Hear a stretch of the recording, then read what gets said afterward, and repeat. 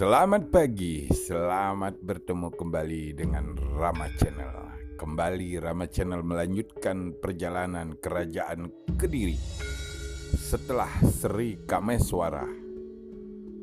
Maka beliau kemudian digantikan oleh Raja Kertajaya.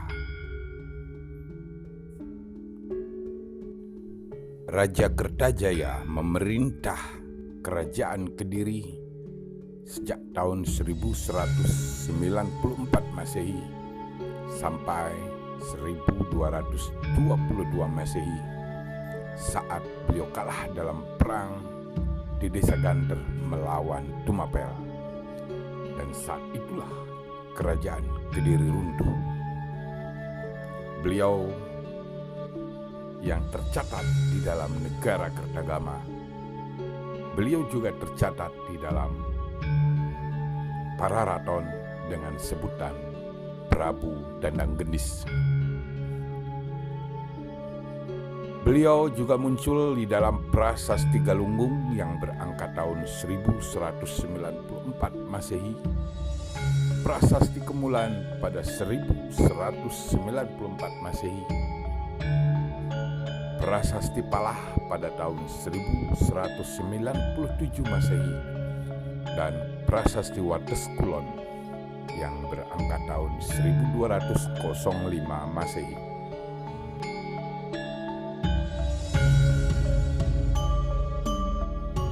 Saat beliau naik tahta, beliau bergelar Sri Mahaja Sri Sarweswara Triwikramawantara Anindita Srengga Lancana Dijaya Utungga Dewa.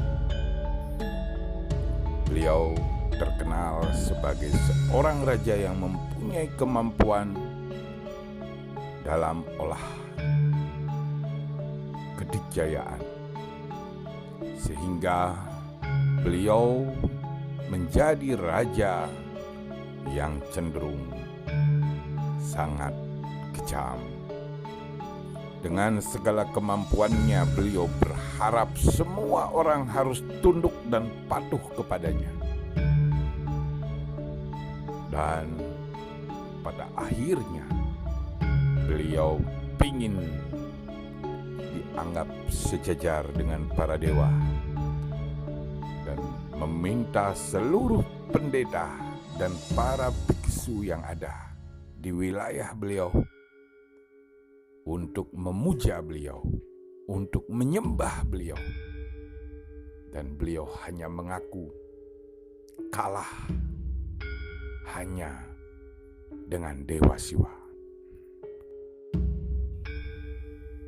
Tidak pernah ragu untuk menunjukkan di depan semua, beliau malah menunjukkan kemampuan dan kedikjayaannya dengan duduk di atas tumbak yang sedang berdiri. Beliau bisa duduk di atas tumbak hanya untuk menunjukkan kepada siapapun yang ada di sekitarnya bahwa beliau adalah manusia yang luar biasa, manusia yang sudah setaraf dewa. Dan ego itu melambung sehingga beliau bukan lagi menganggap dirinya manusia, tapi adalah dewa dan harus dipuja, harus disembah, dan harus dihormati.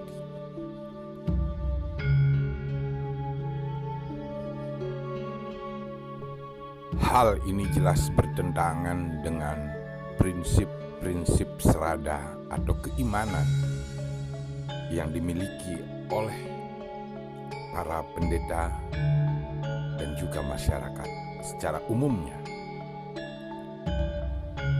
Tidak ada di dalam serada atau keimanan harus menyembah manusia. Yang disembah adalah dewa. Dewa adalah sinar suci dari Tuhan yang Maha Kuasa. Raja Kertajaya tetap memaksakan keinginannya yang mewajibkan pasukan rakyat dan para pendeta golongan Brahmana, baik itu pendeta Siwa maupun Buddha, untuk menyembahnya. Sehingga pertentangan mulai terjadi di wilayah Kerajaan Kediri. Masyarakat, khususnya golongan Brahmana, para pendeta Siwa dan pendeta Buddha, menolak keinginan raja.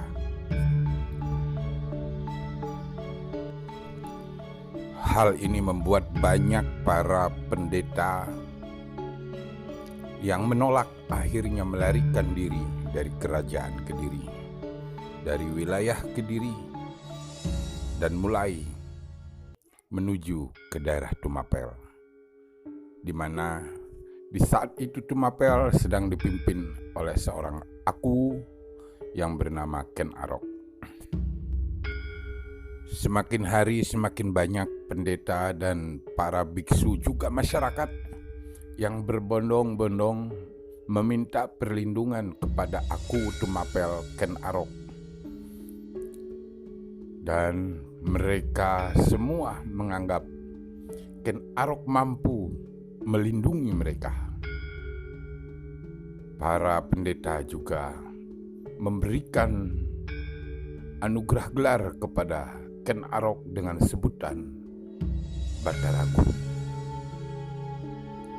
Hal ini membuat Ken Arok juga berpikir lebih luas, dan akhirnya dia menyatakan diri sebagai seorang raja yang lepas dari Kerajaan Kediri. Raja Kertajaya menganggap kejadian yang terjadi di Tumapel telah melewati batas. Seorang aku berani menyatakan diri sebagai seorang raja dan berani menyatakan bukan bagian dari Kerajaan Kediri. Ini adalah tantangan buat Raja Kertajaya. Dan Raja Kertajaya tidak gentar. Dia juga menyiapkan pasukan perang dan mulai menyerbu ke arah Tumapel.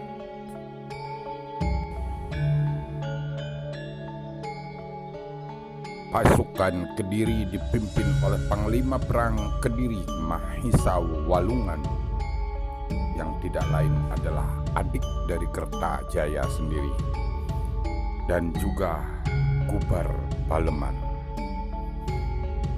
Mulai bergerak dari Kediri menuju Tumapel. Bagi Kediri, kekuatan Tumapel tidak ada apa-apanya, karena Kediri merasa besar dan Tumapel hanyalah seujung kuku dari Kediri. Sehingga pasukan Kediri dengan jumawa melakukan penyerangan ke arah Tumapel.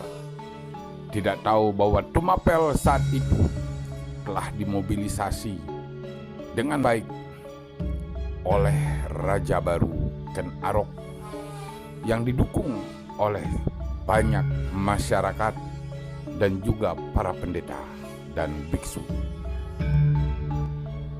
Akhirnya perang terjadi di Desa Ganter. Perang besar yang tidak terduga. Ternyata pasukan Tumapel didukung oleh masyarakat dan para pendeta telah bersiap menghadapi pasukan Kediri, dan penyergapan terjadi di Ganter. Pasukan Kediri kocar kacir, pasukan Kediri keteteran, pasukan Kediri terdesak, dan akhirnya Panglima Perang Kediri Mahisa Walungan dan Gubar Baleman tewas. Bagaikan ayam kehilangan induk, demikian juga dengan pasukan Kediri yang kocar kacir, diserang, disergap, dan dikejar oleh pasukan Tumapel yang didukung oleh masyarakat dan para pendeta. Raja Kediri, Raja Kertajaya, akhirnya ikut melarikan diri dan sembunyi di Dewalaya atau tempatnya dewa.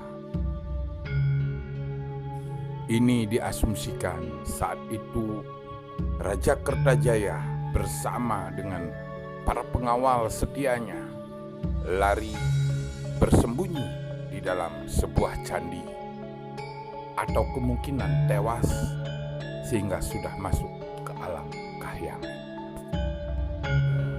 Kekalahan Raja Kertajaya membuat kerajaan Kediri